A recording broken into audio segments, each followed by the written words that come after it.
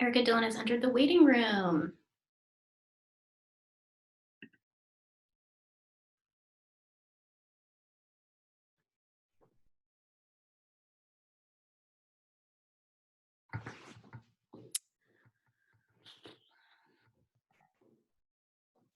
Reminding me that we have a meeting.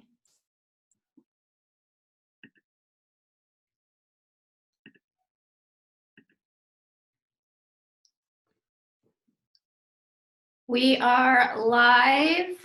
I'm seeing Liz up here. Okay, Liz, I have to unmute you. Hi, Liz. Hello, hello.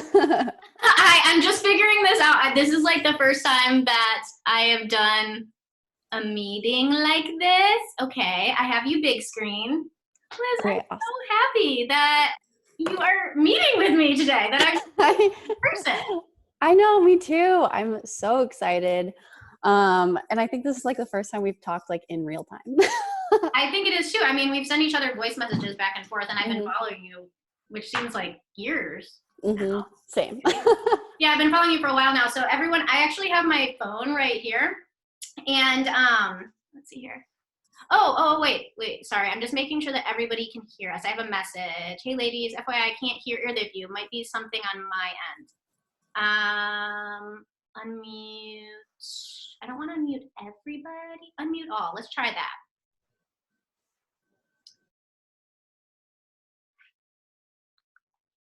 Here we go. Unmute. No, that's not what I wanted to do. Sorry, Liz, just a second. That's okay. Okay, Erica, can you hear us? Can you give us a thumbs up if you hear us?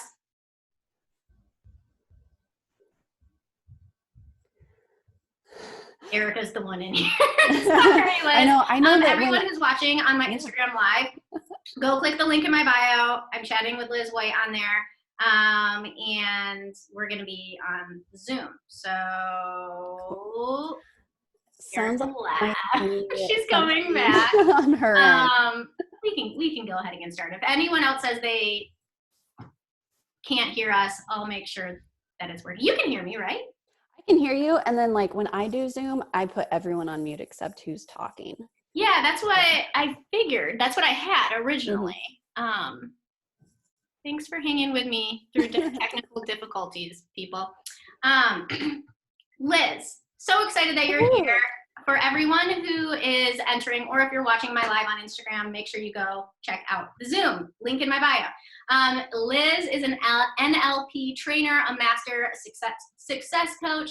She's the founder of Magnetic Coach Certification Program. She teaches techniques and tools to people just like you and me to work with high-level clients, which, as you know, is super important as a coach, but also for us as artists, especially freelancers. You have a background in art, it's super important. Like, we want to get big name clients. That's like a thing that we want. So I can't wait to talk more about that. Liz also teaches workshops both online, in person, and she blends business and spirituality with ease, which I love. It's really drawn me in. I feel like I'm like one of the people that you are like trying to magnetically pull in, and it's worked. So did I miss anything there? I love it. I think that was great.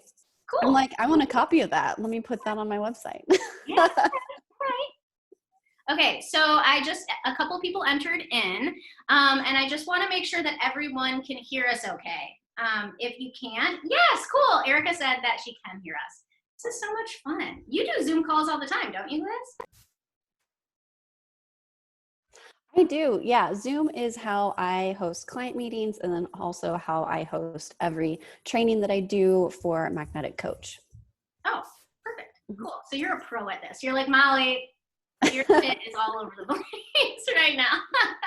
Well, thanks for joining. It's all good. Can you tell us a little bit about yourself if I missed anything?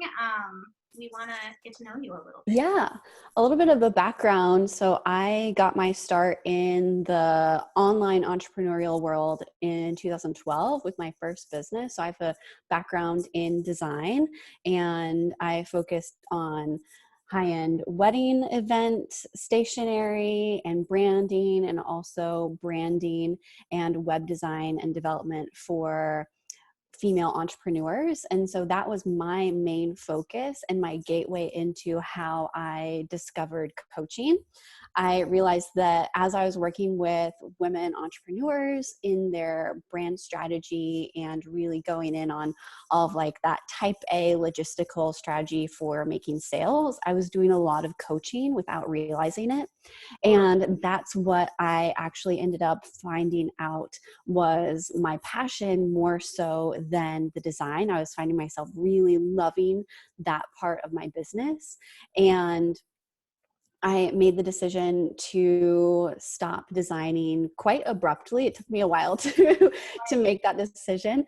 And then I moved completely into coaching and consulting work, which then led me to discover neurolinguistic programming and becoming a master life and success coach and trainer in the modalities that I have been trained in so that I can help other creatives and coaches and people who are stepping into more of done for you services and going into more of like a leadership role to be able to have tools to effectively work with clients at a higher level without taking on the responsibility of success on their shoulders.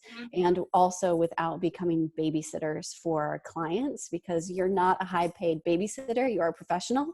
And that is exactly what I teach inside of Magnetic Coach, and also what I work with my clients on when I'm coaching them. Oh, that's so cool. Yeah. And so for anyone who just entered here, we were talking with Liz White. She's a master success coach. Got lots of good things. She just explained what it is she does, kind of how she got to where she is, and what brought her into coaching. And the reason that I wanted Liz on this live is because I feel like even though most of you are not coaches, most of you are artists in here, we all want to work with big name clients. We want to be able to, you know, tap into our creative voice. And I feel like Liz is an expert in that. Okay, so I have some good questions that I've put together for you. Okay, so jumping into it, you've already told us a little bit about yourself, your journey, how you got into it. I do have a question. Yeah. Like, how long ago was that abrupt switch between like design and going into coaching? Because I feel like I've been following you since you've been doing coaching, like not design stuff. Yeah. Ooh, that's a good, I'm thinking of the apartment I was living in when I did that. And I think it was like 2017. So about 3 years ago. That makes sense. And yeah. Okay, cool. Okay, so can you share some of like your spiritual beliefs? We're jumping into it. Some of your spiritual beliefs, how they impact your daily life and your business. This is like such a part of who you are and the way you promote yourself. And I want to hear more about it because I'm so curious. I'm in a place where I feel like I am just open to the universe and learning from different people. And I just want to hear more about it from you. Oh my gosh. Yeah. This could be such a rabbit hole. Yes. And I love it. I often hear from people that I like normalize experiences that people are going through, that they think either they are going through their own spiritual awakening super alone, meaning they're starting to have their mind open to things that don't logically make sense to them based on their past and what they grew up being told was true and what wasn't true. And that because I like look normal, like I look like, you know, someone that you could just grab coffee with, that it helps normalize that and bring it down into an experience that's like, okay, this is happening for me. I am starting to understand the world in a different way, and that's okay. And it gets to be how I want it to be. And so at this point in my journey, I would say I believe in pretty much anything and everything without a tie into any kind of religion. That, yeah, I'll leave it there. And Yeah. And so like my spirituality and my daily practice is all a connection to myself, my highest self, my soul truth, my soul essence, and how I know it connects to the larger collective and source energy as a whole. If you're familiar with Abraham Hicks, I'm not. and okay, so that would be interesting. I think that you would really love that. I really connect deeply with their teachings, and that was one of the catalysts for me to go into my spiritual awakening, was listening to The Law of Attraction by Abraham Hicks. Because Well, I've heard of that. Yeah, the law of yeah, yeah. yeah. I've So heard of until about like 5 or 6 years ago, I was like an atheist for a while. And now it's like completely on the other end of like connecting with my spirit guides. Like last night I was doing like this witchy ritual on the fly and like doing a meditation to like connect with my astral self and source energy and do a cleansing and abundance ritual and declaration and invitation into my life. And so yeah, the way that that comes into my daily practice is knowing that my main focus is getting into alignment of a place where I feel good, where like energetically I'm in a space where I feel good and I've decided that I get to. And so I've decided to create that space for myself, yeah, realizing being that present. exactly, realizing from that space, then I am magnetizing what it is that I want into my life. And my desires, when I put it out into the world, they're done. Like they are there, they exist. And all I'm doing is removing resistance to what it is that I desire. Right. I think that at least for me, a lot of those concepts, it's when you hear an idea and then there's this barrier between yourself and that idea you just heard, and then eventually you have the actual realization of that. And I think for a lot of these things that you're talking about, I haven't had that realization. So it's a little bit hard for me to like fully connect with it, but I hope that with an open mind and, you know, connecting with people like you, I can have that realization. I've had a lot of other realizations, but it just takes Mm-hmm. it takes work, and you can't just like snap from one belief to another. And it's just, Mm-hmm. Yeah, and you can, and also if you can't, then that's just something that you work through too, and you exactly, make a yeah, decision to transform. And what I teach in Magnetic Coach, there are different modalities that help release limiting beliefs and negative emotions and be able to view them in a different manner, which is really helpful to be able to have a new understanding of what was actually happening and what your brain decided to assign meaning to it for. right. Yeah, so it's a really fun discovery. And I think at the end of the day, if your focus is on feeling good and paying attention to what feels good, then like only more good can come from that. Yeah, I totally agree, and that's why I love what you teach. For everyone who's on here, go ahead, click the link in my bio if you want to join our Zoom call. We're on Zoom. You can see Liz White. And okay, so kind of moving the conversation along. My followers have like a lot of very specific problems that they face every day, and I think that you're going to have some great insight to those problems, maybe a little bit different than I do, just because of your spiritual background and all of these crazy, awesome certifications that you have. So I'm hoping you can share a little bit of your knowledge with us. So one of the things that a lot of my followers struggle with is finding what they're good at and then tapping into that true self, like their own creative voice. And that also includes like standing out as a creative, like with your portfolio, with your work, which, as you know, is extremely important. Let's see. Mm-hmm.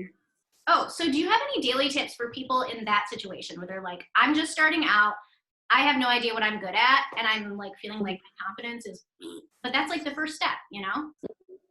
Yeah, I think the key here is really allowing yourself to follow what you're curious about and follow what piques your interest. if something looks like you want to go do it, or you hear about something and you think, oh, wow, that sounds really cool, I wish I knew more about that, follow that intuitive nudge, because whatever is piquing your interest and whatever you feel attracted to, there's something there for you to learn. And it's also removing the idea that you need to have this capital P purpose of your life, like this one ultimate purpose and this one thing that you're good at forever and always. And that if you haven't found that, then like, what are you doing with your life? It's removing that idea that there has to be like one thing. Oh yeah. And being able to go in and just follow what you're curious about, and understanding that the purpose of your life is just discovery and learning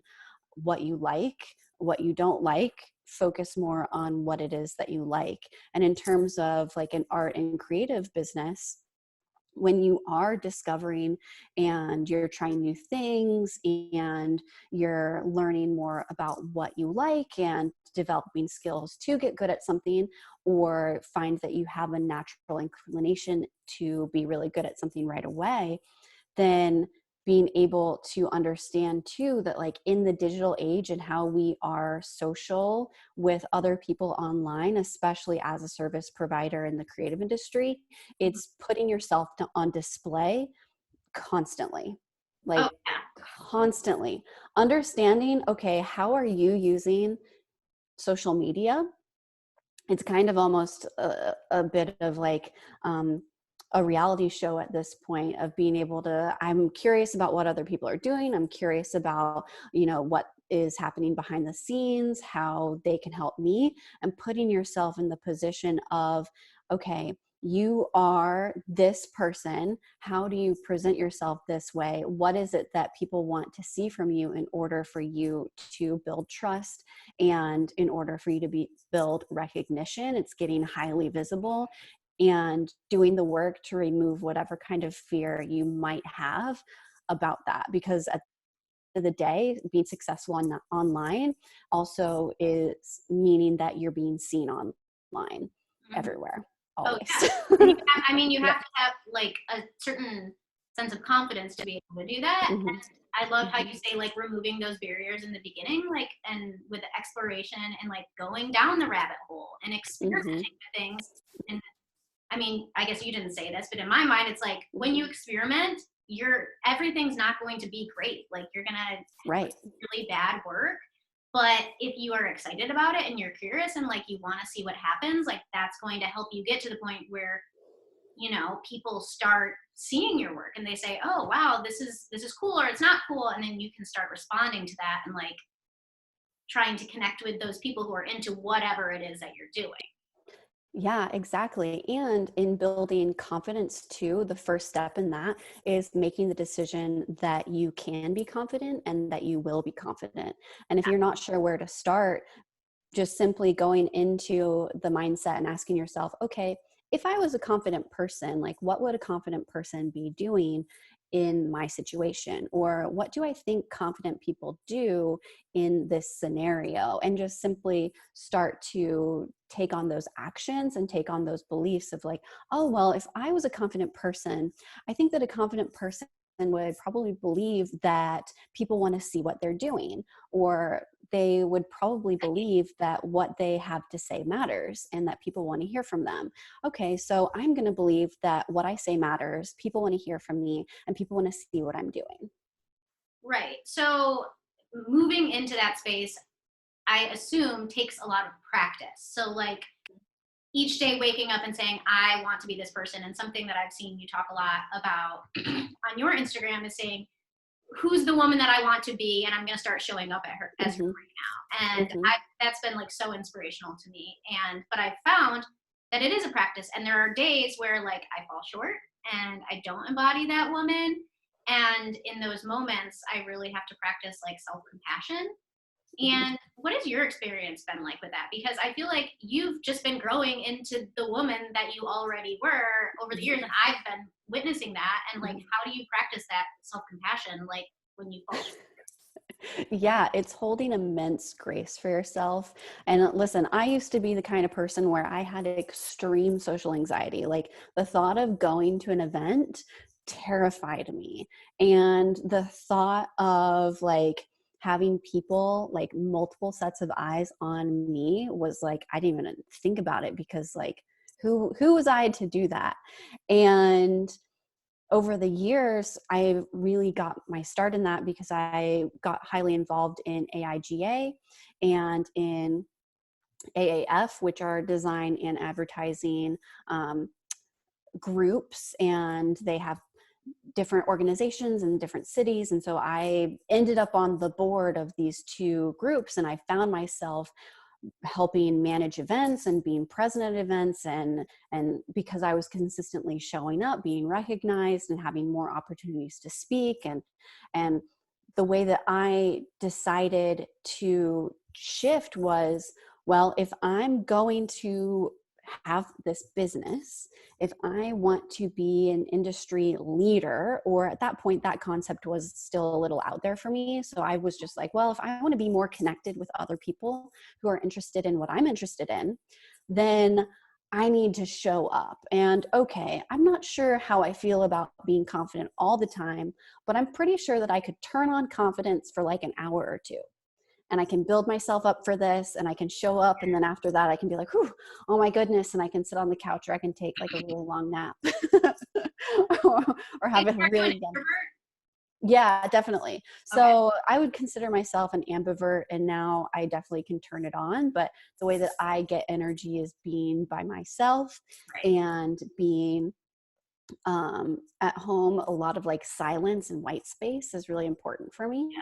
Yeah. And so that's how I got started in the beginning. I was almost like, okay, let me put on this alter ego of, okay, here's how I want to show up, and how I want other people to perceive me, and how I want other people to experience interacting with me. I want them to have a positive experience with me. I want them to feel heard. I want to feel like I've contributed in some way. And so I would just keep those things in mind, and little by little was able to grow that. And this has been a process for me since I graduated college. So back in 2012. So for the past 8 years, consistently cultivating this confidence, and then starting to have that awareness of mindset, and the ability that I get to choose my own thoughts. What are my thoughts? And giving more attention to that, and really being able to hold grace for myself and remove judgment of if I did or didn't say something right, or, oh my gosh, what did somebody think? I said this, or, just really being able to take things at face value and then move forward. Be able to think, okay, instead of judging myself harshly and like going down a spiral rabbit hole, what would I do differently next time? And that's how I've approached a lot of building confidence and visibility, which was really helpful when I was growing my design business, and then in my transition into coaching and doing more teaching and spirituality mentorship. Yeah, and I feel like that probably takes a lot of self-awareness and a lot of understanding how your past and your upbringing has influenced certain behaviors. And because I think that like our behaviors really influence who we are now, and being able to say, oh, these are things that, like in your words, they no longer serve me, and like how can you start letting those things go, right? And becoming this new person. So yeah, thanks. That's really cool. Okay, so people who, we have these beginning people building that confidence like we're talking about. But what about the people who have found their groove and are now really wanting to attract those high level clients? Like they're in a place, they feel confident, they're putting their work out there, they're putting themselves out there, they have a great portfolio, but they're still working with, just not their dream clients. Like, what are some daily tips that you have for artists like that? Maybe like monthly tips, like ways that you would look at it in a monthly way, or like really big picture goals and things that these artists can do to start getting those clients that they really want. Yeah. So the first thing that comes to mind is doing an audit of what your process is for communicating your services, your value, and then basically training people how to contact you, reach out to you, work with you. So when we're working with clients, I think it's really important to put yourself in their shoes. So one, finding out, okay, what do you like about the clients that you're working with now? And what don't you like so much? What do you wish was different? And being able to see, okay, a big thing here is people, when they come to you for any kind of a service, they're looking to you as an expert. So are you showing up in that role, or are you deferring to them to set guidelines, to set pricing structure, to set any kind of project timelines? Like, are you being the expert, or are you being someone who is like a task doer? Yes. Right? Oh, that's Yeah. that's such a great thought right there. Because when people come to you, they don't want to think about things. They're coming to you because they have something that they don't want to deal with, that they want to hire someone else to do, and be able to trust them that they're going to get it done. And so in that process, they want to feel included, which means basically communicating every single step of your process. And I teach this in a course of mine called Intuitive Business Bootcamp, of how to put together these irresistible offers. Ooh, of how I'm gonna put a link to that. Yeah. We'll have to, we're gonna put a link to all of Liz's all of her programs, because she has amazing programs. Quick, if you're watching this on Instagram Live, hop on over to Zoom. We have a little Zoom chat going on. Okay, sorry to interrupt. Yeah, so that's totally fine. Intuitive Business Bootcamp. It's also included when you join Magnetic Coach. There's so many good things, but bringing it back to thinking about how are you communicating and setting yourself as an expert with like packages that you can guide people through. If you want to only be doing like hand lettering, but you're offering all these other services, what are you doing? Like, if you only want to be working on certain kinds of projects, then how are you showing that more? How are you communicating how to get started working with you, what the process looks like? How are you getting people a glimpse behind the scenes? How have you systemized things so that people know, ooh, okay, so when I begin working with this person, then I know exactly what's going to happen. I know what the time frame is. I know when it's going to be done. I know where we are in the process. I know how much it's going to cost. I think a lot of creatives and artists do themselves a disservice by not putting at least a starting price on their services. As someone now who like looks to hire other people, that's like a main thing for me. I want to know, what are your services? If I want something from you, okay, do you offer it? How easy is it for me to hire you? How easy is it for me to learn more? Am I having to schedule a call just to learn how you can help me? Or is that easily listed on your website? Is it easy for me to understand how I can work with you? So it's like, how many barriers do you might unknowingly have in place that are preventing you from actually working with your high level ideal clients? Right. Because it's all about removing that barrier of entry of, okay, being able to take on client applications, there's so many things here. And so bringing it back into, okay, what are some things that you need to start thinking about if you're wanting to elevate the profile of the clientele that you're working with, is how can you increase your communication and of expectations. So like increasing the communication of how and what it's like to work with you, and then what it is that you can actually do for people, and like your go-to expertise, and then being able to share past experiences with that and give social proof. But a lot of that is like showing all sides of your business, the final product, and also what it's like when you first start working with people, the end testimonial, and also the middle of the project that might not be sexy, but actually is really interesting for people to start thinking about, oh, okay,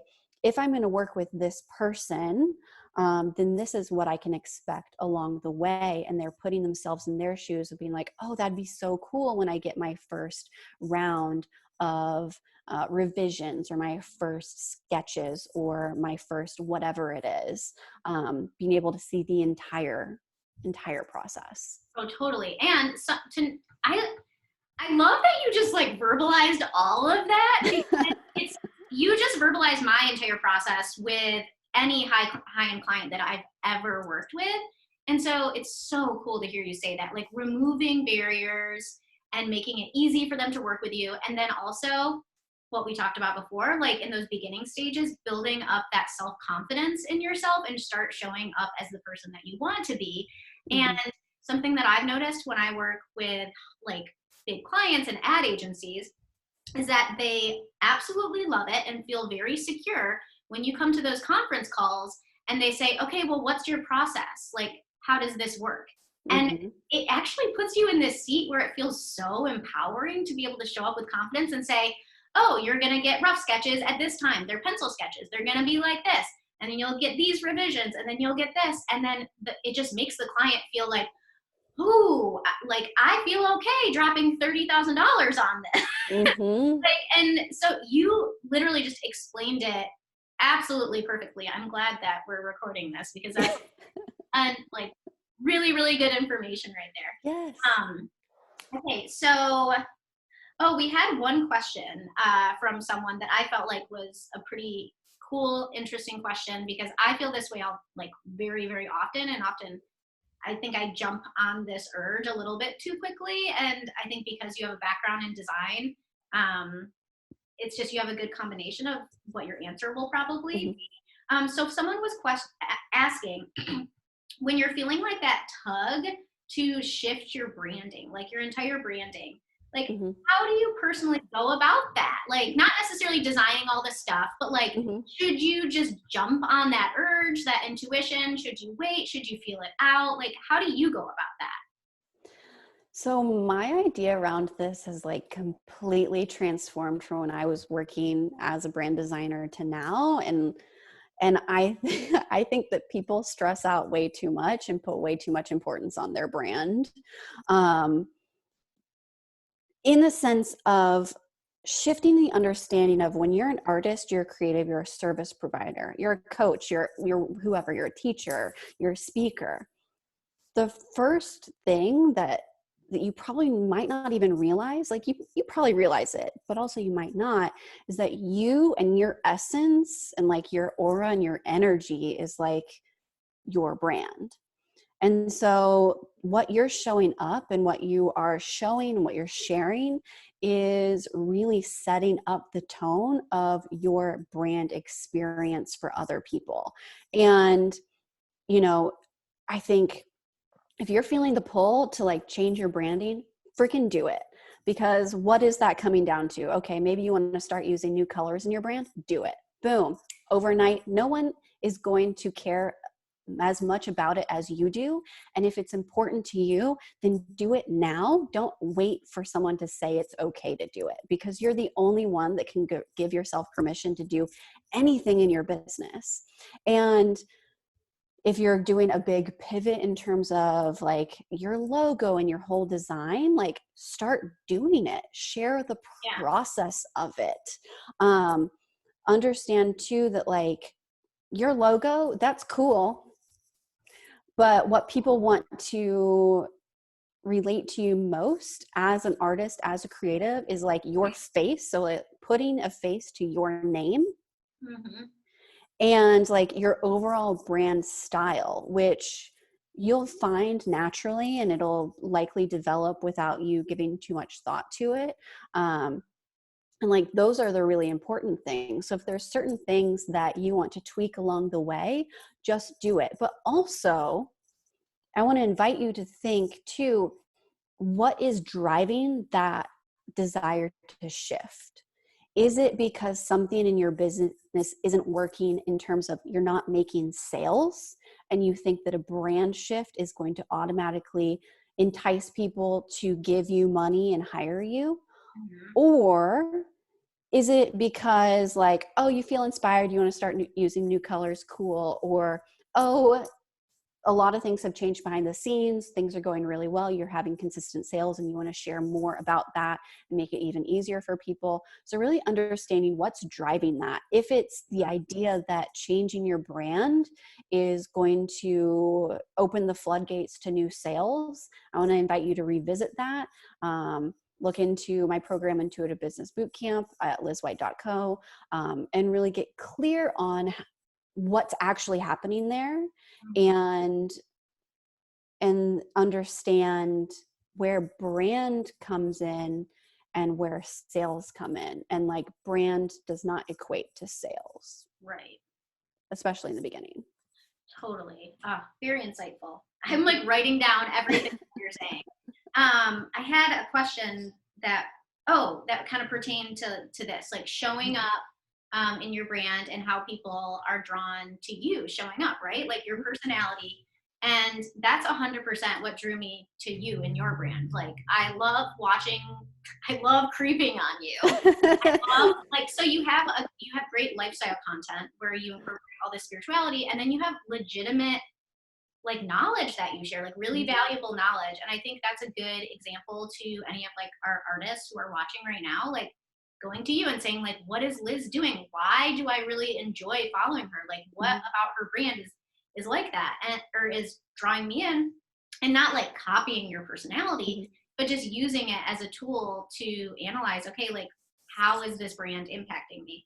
And so a question that I have for you, and this kind of goes back to being self-aware and like practicing self-compassion. So like days where you have to show up on camera, whether it's with a client call, anything, and you're not feeling it, like you're having a bad day, like everyone has bad days.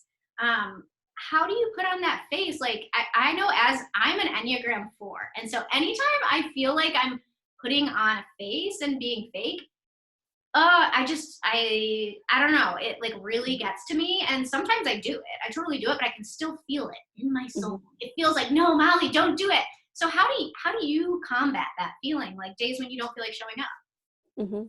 Ooh, okay. I feel like this is, there's a few different ways that I approach how to show up on days when I like feel like I don't want to.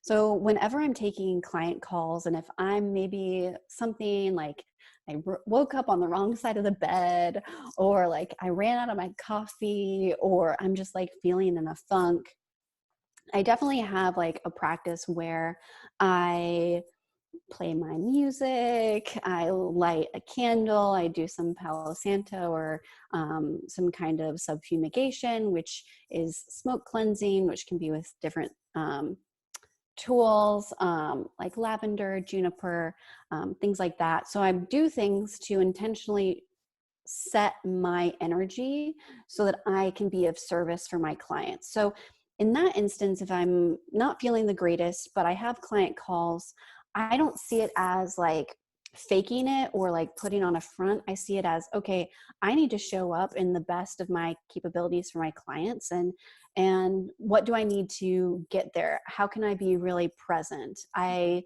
am able to center into being really present for my clients and present in the moment to help them. And I know that whatever I'm working with, I can set it to the side and I can pick it up later. Like, it doesn't need my immediate attention.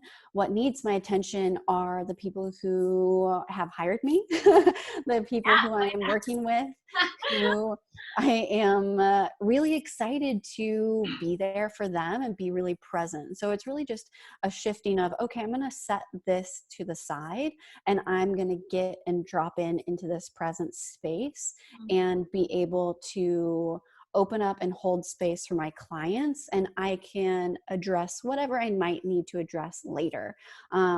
Spiritually wise, how this can come into play too is with my like spiritual team, my spirit guides, source energy, God, whatever you want to call it. I call my team a lot of different things.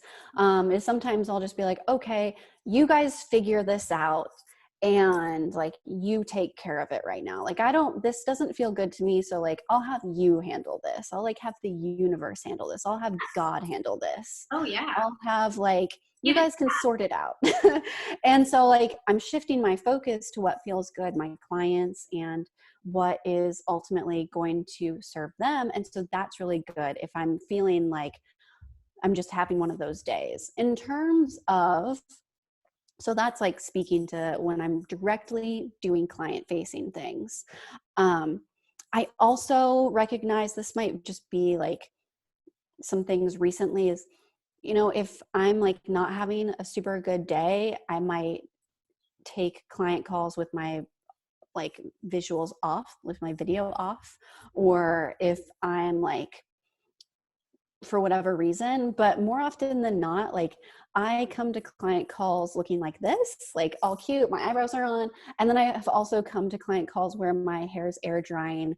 And I just know that in the space and the container that I create with my clients, like it's okay. I see them as they are showing up. They see me as I'm showing up, and all of the value is there. So I think it's whatever is going to help make you comfortable too, in terms of like, ooh, if I can't put on a face, just turn your video off.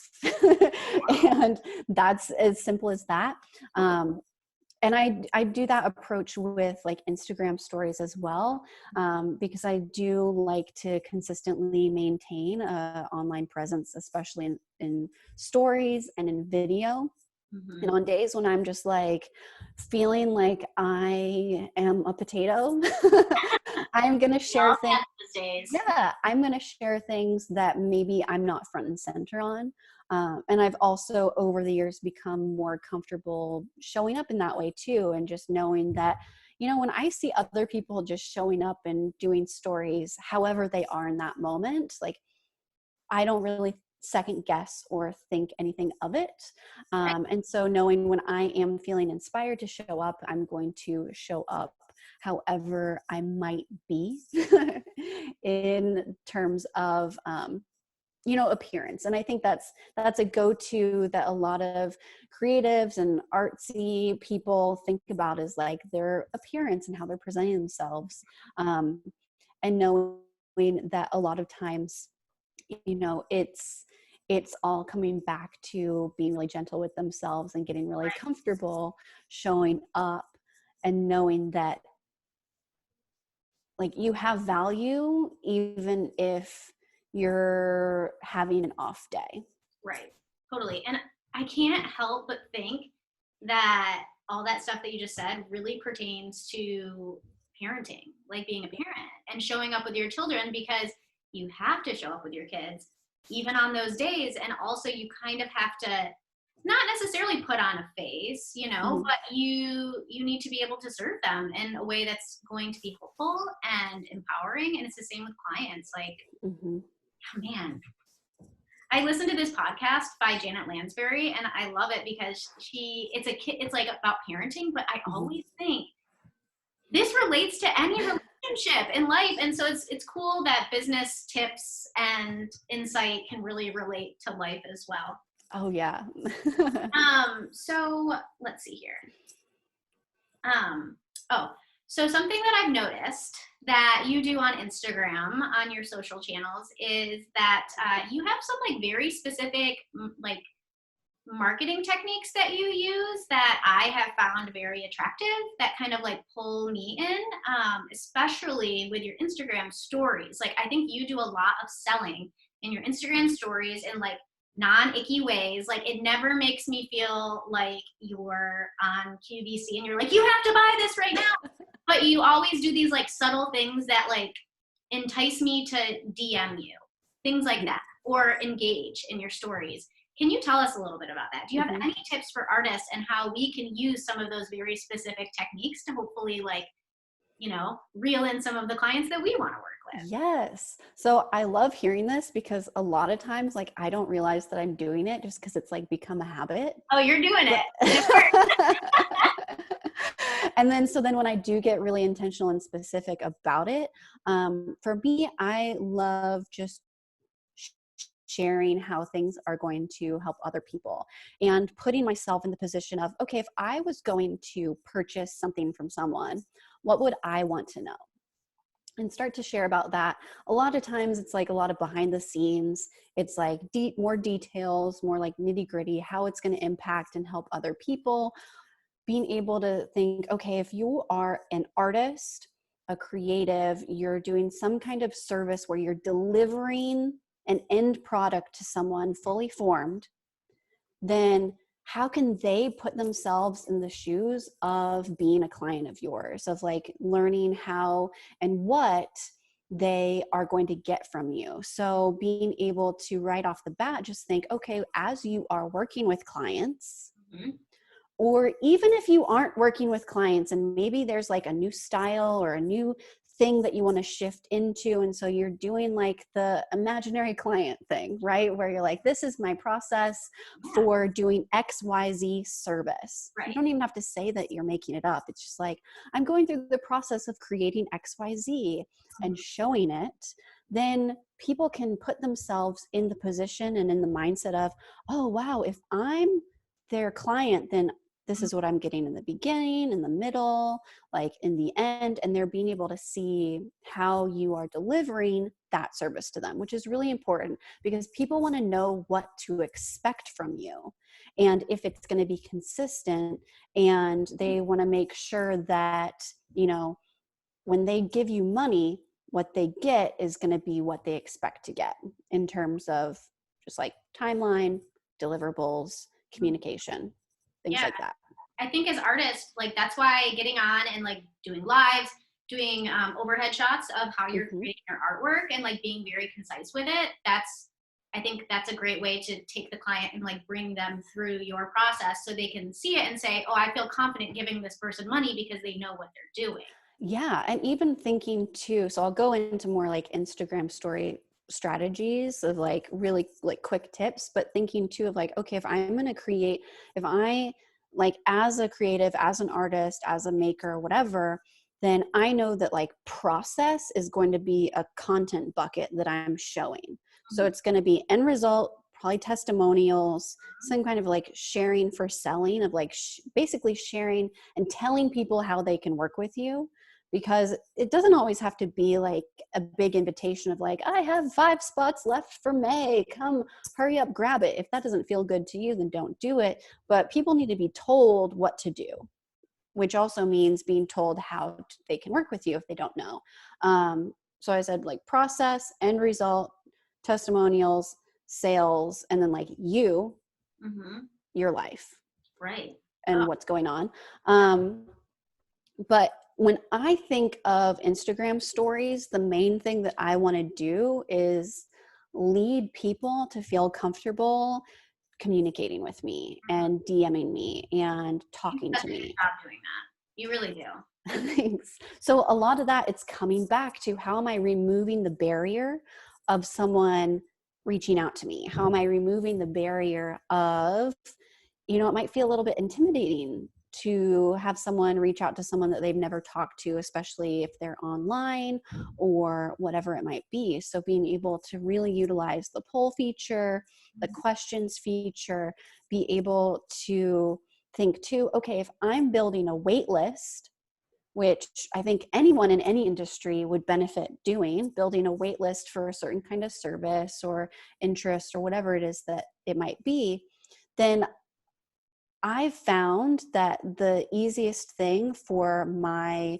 prospective clients and students to do is like drop in their email in the question box. I'm not sending them to a landing page that the button might not work and they have to do their first name, their last name. It's doing a little bit more manual labor on my part, but like I'm removing the barrier. I'm not sending them outside of the app that they're already in. And so I'm just trying to think about, okay, how am I getting people really comfy interacting with me so that they can talk with me? How am I asking them to interact with me? How am I telling them to interact with me? Because people don't want to think, they want to be told what to do in terms of like communicating with you, hiring you. You're an expert. How are you guiding people on that journey? Totally. Yeah. And I think you do that. And like that idea of dropping the email in the DMs, I mean, I've done it. I've given you my email. Yeah. And you really do a great job guiding people through. And so thanks for sharing those tips. Like those are really, really good tips. And Mhm. it's funny because they probably seem so straightforward and simple to you, but for a lot of people, it's not. It really isn't. Mhm. So we are kind of coming up on the end here, and I have a couple more things that I really, really wanted to dive into. Rapid So, fire. well, not necessarily Or rapid. It's still maybe. kind of rabbit hole-ish, a little bit. So we talked about removing barriers, and anyone who's on here last minute, if you want to hop on the Zoom, we're on Zoom, and you can see Liz on Zoom. I have a link in my bio. Anyway, so removing the barriers, you do like a whole stuff, like a whole song and dance, whole thing workshop on that with Intuitive Business Bootcamp, right? That's kind of in that one, right? Yeah, so Intuitive Business Bootcamp is really helping you put together an irresistible offer that's a high ticket offer and package. And it's giving you the foundations to grow a service-based business that's scalable. And so it's like very much a business 101 program that covers all things from your business foundations to your offers, to your packaging, to your marketing, to visibility. There's a lot Okay, there. cool. Yeah. So you might have to explain the difference between these two. Mhm. I want to hear more about Magnetic Coach. Mhm. Mhm. And for anyone following this, if they like think it might be a good fit for them, what's the difference between that and Intuitive Business Bootcamp? Mhm. Tell us a little bit about Yeah, so Intuitive Business Bootcamp is a business course. It's for you to set up your business in a way that has a really good foundation that is set up with systems and structures that you understand, so you know exactly what it is you're selling, how you're selling it, how you're delivering it to clients, and how to even put that together. It's really an intensive and all-inclusive business program that includes a lot of video trainings and workbooks so that you can put all of that together so that you can get to consistent 5K months that will easily scale to 5-figure months as a service-based business owner. Magnetic Coach is my coaching certification. So this is the program where you will get certified in 5 internationally board recognized certifications, which includes life and success coaching, neurolinguistic programming, time techniques, hypnosis, and emotional freedom techniques, which is EFT, and also you might know of it as tapping. And so the difference between those two is that Intuitive Business Bootcamp is a business bootcamp. And Magnetic Coach is a coaching certification that is intensive and gives you the tools for you to be able to understand and know and be confident in working with clients in a coaching capacity, not necessarily in a consulting capacity. And so Magnetic Coach is really great if you're wanting to understand how to better communicate with other people, how to better guide others and work with them in an understanding that they are ultimately responsible for your results, it. the results that they experience. It's not just you as a coach. If you're wanting to bring in and incorporate any kind of coaching work into your business as you are stepping up in the level of clientele that you work with, it's really great to be able to understand how to relate to others and communicate to others in a way that's going to be really effective in communicating, in making progress, in reaching success, and also for sales. Mm-hmm. And it's also a really great tool to be able to understand for you, person, as personal development, to be able to go in and transform things that your mindset, beliefs, behaviors, habits, whatever isn't working for you, how to understand what's happening and how to change it quickly and easily for long lasting effects and results. So not thinking like, oh, it's going to take me 6 months to become more confident, realizing actually it can happen in this moment now, you stepping into that space. And we go into that more inside of the certification. So that's a little bit of how it's different. When you join Magnetic Coach, you also do get Intuitive Business Bootcamp as a bonus, which is really great. So you're able to go in and learn all of the tools, get certified, and then take everything that you've learned and all of your transformations and bring that and fold that into your business. And it's been really amazing to see what the students and what the certified magnetic coaches are doing in their businesses now. There's been a lot of coaches, a lot of designers, a lot of people who are in the creative industry, bringing it in to work with clients in a really powerful way. Oh yeah, I think that it sounds perfect for me. It really does. I wish that we had more time because I would love to talk more about those different tools and practices because I know like nothing about them. What I've learned on, you know, education on Google and just the little blips that I get from you, but it sounds like that really, really would work well for me or other creatives who are looking to, you know, really dive into coaching like I coach creatives. So I'm so excited to dive. Yeah, especially when you're diving into coaching and if you're diving into wanting to teach more. So if you're going into more of a teaching role of creating any kinds of courses or workshops based on what it is that you do and teaching other people how to do what you do, it's really important to be able to understand and know how people take in information, and neurolinguistic programming is super key in that. So if you want to learn more about what each of those modalities and techniques are, you can learn more at lizwhite.co/certified, or you can just go to lizwhite.co and click around there. Yes, and I'll put all your links when I post this too, so everyone can go directly to it. Check it out. Awesome. So we are just about finished. Liz, thank you so much for taking This has been so time fun being here. There's something that I've been asking everybody at the end of the interviews, and so I want to ask you as well. Today, times are crazy, right? We're all stuck at home. We're all like dealing with the ups and downs of emotions with COVID-19.